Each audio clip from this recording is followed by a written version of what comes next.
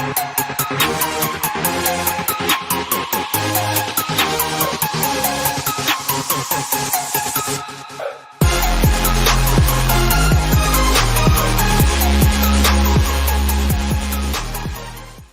everyone, this is Alan, Chief Operating Officer here at ICE. Before we get started with today's episode, I want to talk to you about VersaLifts. Today's episode is brought to you by VersaLifts. Best known for their heel lift shoe inserts, VersaLifts has been a leading innovator in bringing simple but highly effective rehab tools to the market. If you have clients with stiff ankles, Achilles tendinopathy, or basic skeletal structure limitations keeping them from squatting with proper form and good depth, a little heel lift can make a huge difference. VersaLift's heel lifts are available in 3 different sizes, and all of them add an additional ½ inch of heel to toe drop to any training shoe, helping athletes squat deeper with better form. Visit vlifts.com/icephysio or click the link in today's show notes to get your VersaLifts today. Good morning, PT on Ice Daily Show. How's it going? My name is Dr. Lindsey Hughey. I am Extremity faculty, and I'm delighted to be with you here the day after Christmas. For those that are on YouTube Live, unfortunately, that is not working. So I'm just gonna have to send it via Instagram. Today, I'm gonna chat with you all about how scars. And I promised a month ago that I'd be chatting about actual scar management. But what I didn't tell you last time was that we're going to focus on the more human side of scar management for our post-op folks.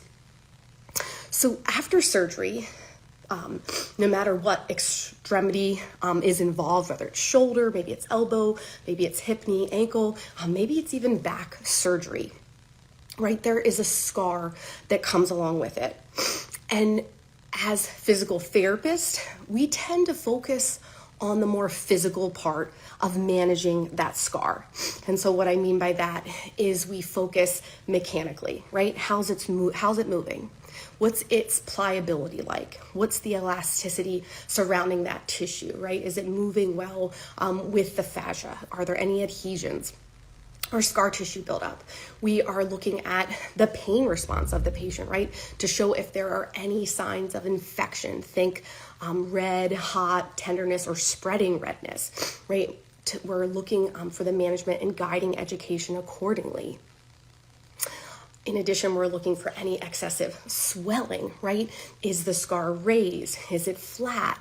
And then we're really focusing our efforts on educating, mediating against infection, and then how to keep that scar moving. We aren't often focused on what that scar might represent from the patient. And what I mean by that is some intangible and unquantifiable measures, like their emotional and their mental and their social response to having that scar. I want to share 2 personal anecdotal experiences with scars that I've had myself to try to illuminate that part that's more unquantifiable, right? That emotional, social, mental piece in our scar management. So I have 3 kiddos, 13, 12, and 7. Some of you that know me already know this. And they were all born via C-section. C-section was not what I wanted. I had this whole natural birth plan written out, and it didn't really go according to plan. For that first one, it was emergent, and the second one was planned, and then third one was also planned, but there were some complications with actually having Luke, where he needed to be rushed off to the NICU, actually, because of some breathing issues. And I'll tell you, in general, the scar, I focus a lot on its appearance, right? That it's ugly. For those C-section mamas, you know, there's like often this like shelf or invagination where that scar is, and so tissue hangs over it. And besides it not being kind of the birth plan that I wanted, that appearance part of the scar really bothered me. So it represented kind of 2 things. Something that I didn't really want to have, or how I wanted my birth experience to go. And then also just the appearance. Like that there's this lingering scar that has now like affected my body makeup and how I'm presented to the world. And the reason I share that is I don't think we think about that with our patients, right? The connotation with the scar, we're again always thinking about physicality. How's it moving, and is there any signs of infection, and giving them tools to manage that. Well, when I realized the story is important, I want to share one particular moment that I had with my scar and the management of it. And it actually happened with my third C-section. So about a year after having Luke, I started having like spasms in my rectus when I would laugh and or when I was doing gymnastics work. So not only was the appearance kind of bothering me, it was starting to become painful because I would get these spasms that would double me over into trunk flexion. And so it made me talk with a colleague at the time. I was working at Baylor, and Dr. Jen Stone actually is a pelvic floor therapist, and she offered to take a look at it. And literally, we're like in between teaching classes on a break, and she's like, yeah, lay down and I'll assess it. And she starts assessing the scar mobility. And I was not a good PT patient, and I hadn't done much scar work. And so she starts, telling me it's hypertonic and not moving well and more on that left side. And she's just palpating, and then she just offhandedly says, what was your birth experience like? And I'm like starting to get these words, like tell her the story, and I just start weeping. And it was so unexpected because I started telling her, basically, I'm on this OR table, like in this like Vitruvian man position, you can't get up. And I look over, and Luke, you can see his like red flashing lights, and his pulse ox was low. And the nurses were kind of telling me like, oh, he's fine, and kind of pretending like he's fine, but really he couldn't breathe. He was having transient tachypnea, which is come to find out normal after C-section in many babies because they don't get that birth canal squeeze, so fluid sits around their lungs. But I had never experienced that with the other two C-sections, and so like emergently he's wheeled away from me, and I'm still like open on the OR table. And so I start telling her this, and like I'm crying as I'm telling her this. And I get to kind of the end of the story, how I never got to hold him, like, that first hour of nurturing time I didn't get. And I didn't actually hold him for like 12 hours. And we're like, when I'm waiting post-operatively to see what's going on, they didn't tell us much. So I'm like in limbo thinking like, is he going to die? But again, it turns out to just be the transient tachypnea, not a really big deal. And I'm recounting this whole story to her, how it was like tough. I didn't get to hold him. I didn't get the skin to skin time. And, we're afraid he was going to die. He only needed 2 to 3 days in the NICU, it turned out, and he was all good. But in that moment, I realized like Jen gave me permission to tell my story and really unpack it, because I'm kind of like a power through type of human, got through that last C-section and went back to CrossFit and thought I was fine and dandy. And it was in that moment where she just, was palpating the scar and took the time to like understand the story behind it. And so it makes me pause and consider maybe all of the folks that I kind of bypass, thinking like total knee replacement, total hip replacement, and what those scars might have meant. Or someone after trauma, think ACL, or getting that triad where they have this surgery where it takes them out of their season, right? It's out of their control. Those are two different kind of scenarios, right? I didn't want the C-section, right, in any of the cases, but the C-section kind of chose me. In that case of like a total knee replacement or a total hip replacement, something where we get gradual worsening pain and function, and we have to elect to have the surgery.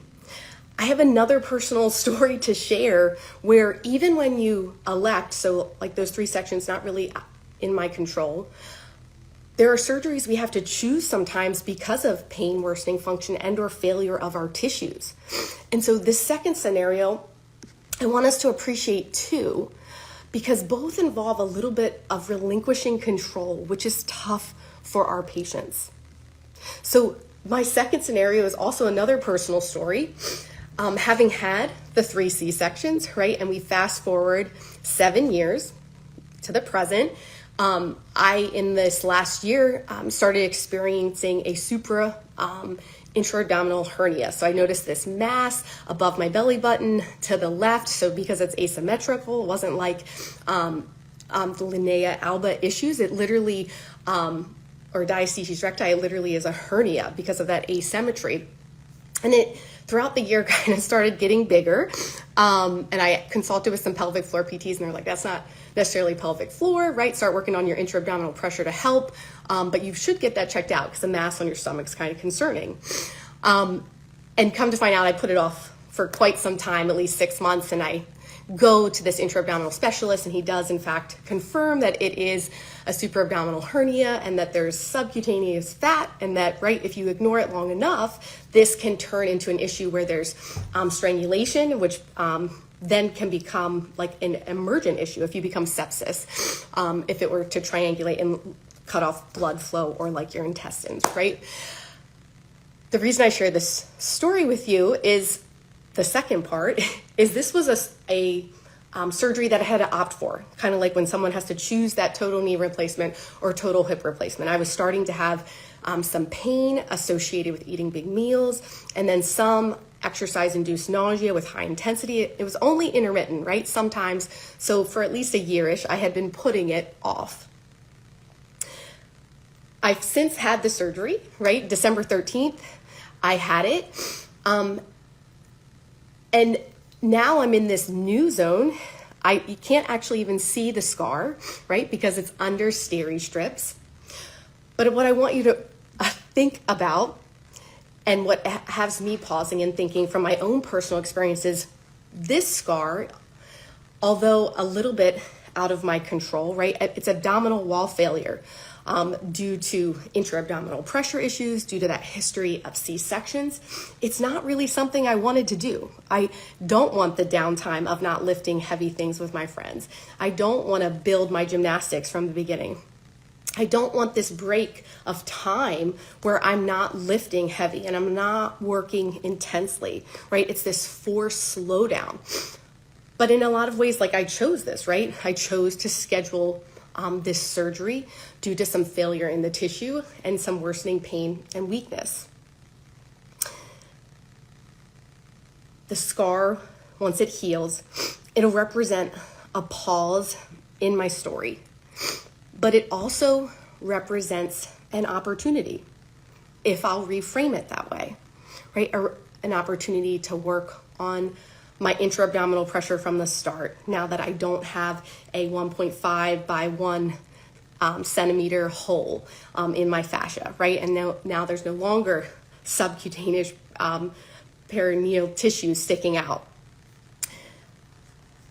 Our patients, no matter their surgery, whether they had, a history of various surgeries like I had, and have had to have subsequent surgeries like I just needed to have because of those, they are coming to you and they are in a time where there is some uncertainty on board, where they have to slow down in their story, right? Which affects them mentally, socially, emotionally, and spiritually, like when they're not involved in the activities that like bring them joy in their life. And they have to give up some things for a time, and that can be really hard.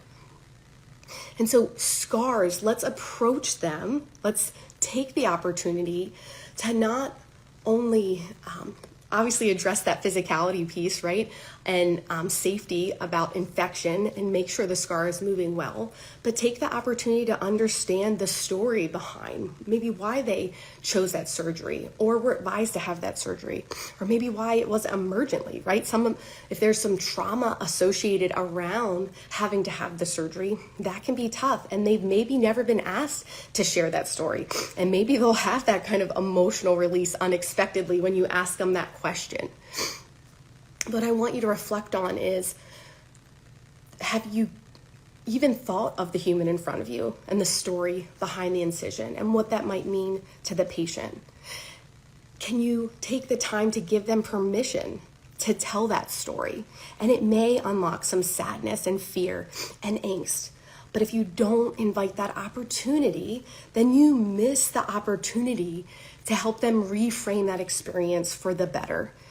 You miss the opportunity to deliver control to their story, right? Where they're the heroine of that story. So 2 real action items today is learn the story behind their scar and their incision from the beginning. And then, of course, create a complementary rehab program that makes their extremities, their spine robust, and that makes that scar just be in a badge of honor, right? And just a reminder of a moment to get after resilience in their story. A lot of times in our extremity management course, we can't dive into post-operative care. We speak a ton about upper quarter and lower quarter extremity resilience and how you can get after that with your patients. We have so many offerings to dive into that in January. And so if you'd love to learn more about extremity care and resilience, we would love to have you at one of our upcoming courses. We are literally stacked in January 13th, 14th. We are not only in Richmond, Virginia, but we are also in Greta, Louisiana, and we are also in Fayetteville, North Carolina. So all of our extremity faculty will be out on the road teaching that weekend. Be there at one of those locations. In addition, January 27th, I already said that, January 13th and 14th, we also have opportunity. I kind of flipped that actually. Check us out on ptonice.com. The 13th, 14th is when we're in Virginia and Louisiana.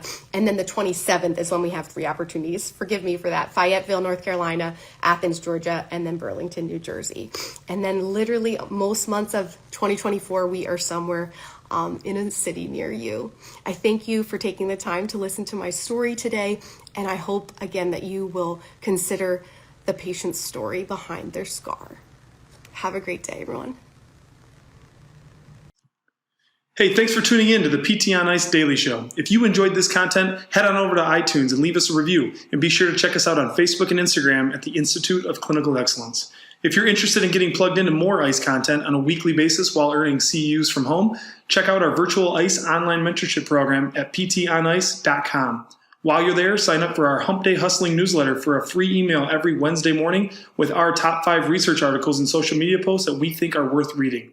Head over to ptonice.com and scroll to the bottom of the page to sign up.